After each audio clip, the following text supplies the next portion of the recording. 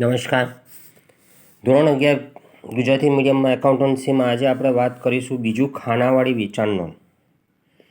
તો મિત્રો, આપણે ગઈકાલે સાદી વેચાણ નોંધ જોઈ. સાદી વેચાણ નોંધમાં એક માલ સામાનની જ આવક થતી હોય અને આપણો ગ્રાહકનું નામ વિગતમાં હોય.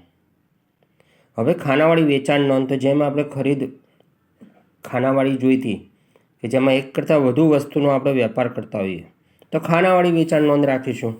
ચલો જોઈએ નમૂનો અને 20 વાર લખીએ. તો ઉપર આપણે જોયું એટલે અત્યારે નહીં પણ લાસ્ટ વિડીયોમાં જોયું હતું કે ખાનાવાળી સાદી વેચાણ નોંધ બે રીતે કરી શકાય. પહેલું માલના પ્રકાર પ્રમાણેની અને બીજું માલ અને ખર્ચના ખાનાવાળી વેચાણ નોંધ. પહેલાં આપણે જે વેચાણ નોંધનો અભ્યાસ કરીશું એ છે માલના પ્રકાર પ્રમાણેની ખાનાવાળી વેચાણ નોંધ. બરાબર સમજો મિત્રો. જ્યારે વેપારી એક કરતાં વધારે પ્રકારના માલનું વેચાણ કરતો હોય ત્યારે દરેક પ્રકારના માલની વિગતો અને માહિતી મળે તે માટે સાદી વેચાણ નોંધના બદલે માલના પ્રકાર પ્રમાણેની ખાનાવાળી વેચાણ નોંધ તૈયાર કરવામાં આવે છે.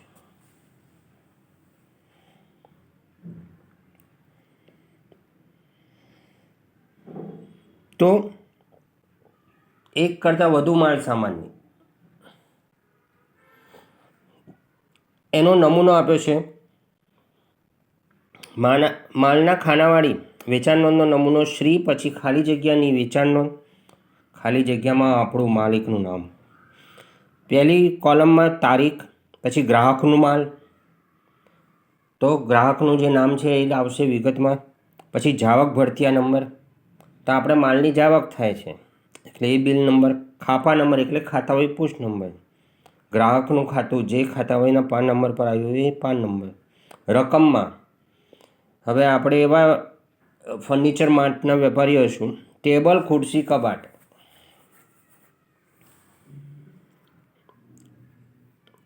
ત્રણેયનો વેપાર કરી છે અને છેલ્લે કુલ રકમ.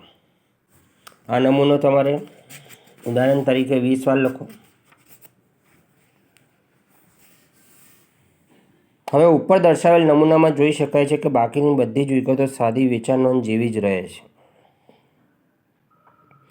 જ્યારે રકમના ખાનામાં એક કરતાં વધારે ખાના પાડવામાં આવે છે, દરેક અલગ અલગ પ્રકારના માલનું ઉધાર વેચાણ નોંધવા આ ખાનું રાખવામાં આવે છે. તો સાદી વેચાણ નોંધમાં શું હતું કે આપણે એ જ એન્ટ્રી કરતા હતા, તારીખ, ગ્રાહકનું નામ, ખાપા, જાવક ભરતીયા નંબર અને રકમ.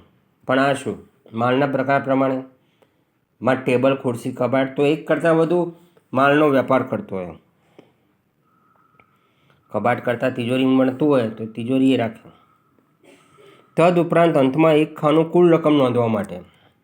હવે જરૂરી નહીં ગ્રાહકને ખુરશી જોઈએ પાછું દિવાળી હોય તો પાછું તિજોરી જોઈએ. તો એક કરતાં વધુ વસ્તુઓ વેચાય તો એક જ ગ્રાહકના નામે ઉધાર વેચાણ માટે કુલ રકમ નોંધવા માટે છેલ્લું ખાનું કુલ રકમનું.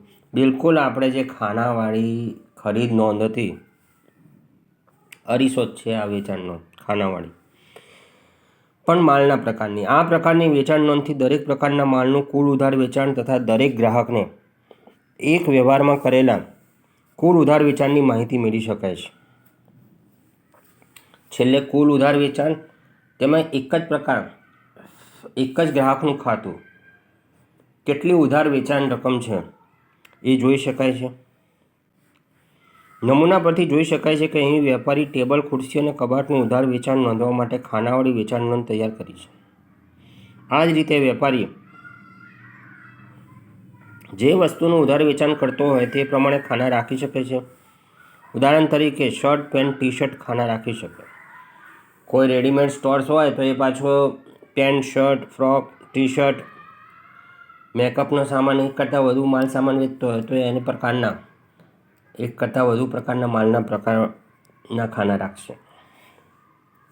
તો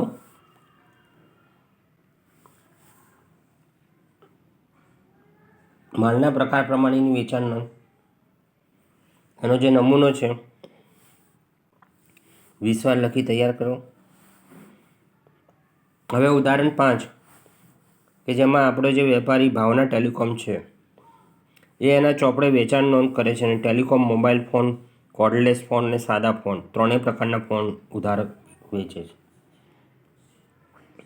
ટેલિકોમ મોબાઈલ લેન્ડલાઇન પણ વેચે છે, કોર્ડલેસ, વાયરલેસ, વાયર કનેક્શન વગર અને સાદા ફોન એમ ત્રણેય પ્રકાર. કોર્ડલેસ ફોન એટલે સ્માર્ટફોન અને સાદા ફોન એમ 3 પ્રકારના ફોન વેચે છે. 2015 જુલાઈનો મહિનો લીધો છે. ચલો પહેલાં ખાના પાડીશું. શ્રી ભાવના ટેલિકોમના ચોપડે ખાનાવાળી વેચાણ નોંધ, તારીખ, પછી ગ્રાહકનું નામ જેને આપણે ઉધાર વેચીએ, જાવક ભરતિયા નંબર, ખાપા નંબર, ગ્રાહકનું જે ખાતા ભાઈના ચોપડે ખાતું હોય પેજ પર, રકમ 4 ફૂટ પટ્ટી પાડશે, મોબાઈલ ફોન, કોર્ડલેસ, વાયર વગરનો ફોન, સિમ્પલ મોબાઈલ 1000 વાળો અને છેલ્લે કુલ રકમનું કોણ. વ્યવહાર શરૂ કરીએ. 1 જુલાઈએ શું વ્યવહાર થયો? તો કે શ્રી ભરતને 5 મોબાઈલ 9000 નંગ દીઠ, ₹9000નો 5 મોબાઈલ 45000. પછી કોર્ડલેસ ફોન 4000 નંગ દીઠ, 5 કોર્ડલેસ ફોન 4000 નંગ દીઠ એટલે 20000 અને 10 સાદા ફોન 2000 નંગ દીઠ એટલે કે 20000 ના ભાવે વેચ્યા. ભરતિયા જાવક ભરતિયા નંબર 101 અને શાખનો સમય 2 માસ. ચોખ્ખું ઉધાર વેચાણ છે. ગ્રાહકનું નામ શ્રી ભરત ખાતે, જાવક ભરતિયા નંબર, બિલ આપ્યું 101, ખાતાભાઈ પુષ્ટ નંબર, જે ખાતા પર ભરતભાઈનું ખાતું હોય ડેશ, કેમ ખાતાભાઈના ચોપડે નહીં લખ્યું હોય. રકમ મોબાઈલ ફોન 45000, 9 5 45000, કોર્ડલેસ 5 × 4 20000 અને 2000 નંગ દીઠ જે 10 સિમ્પલ મોબાઈલ વેચ્યા 20000. ટોટલ ઉધાર વેચાણ 45000 વત્તા 20000 વત્તા 20000, 65 ને 20 85000 કુલ રકમમાં. ત્રણેય મોબાઈલ પસંદ કર્યા કસ્ટમરે. એવું પણ બને હોય ત્રણેય સિમ્પલે રાખે, કોર્ડલેસ વાયરલેસ રાખે અને ઘરે એક લેન્ડલાઇન નંબર પણ રાખીશ.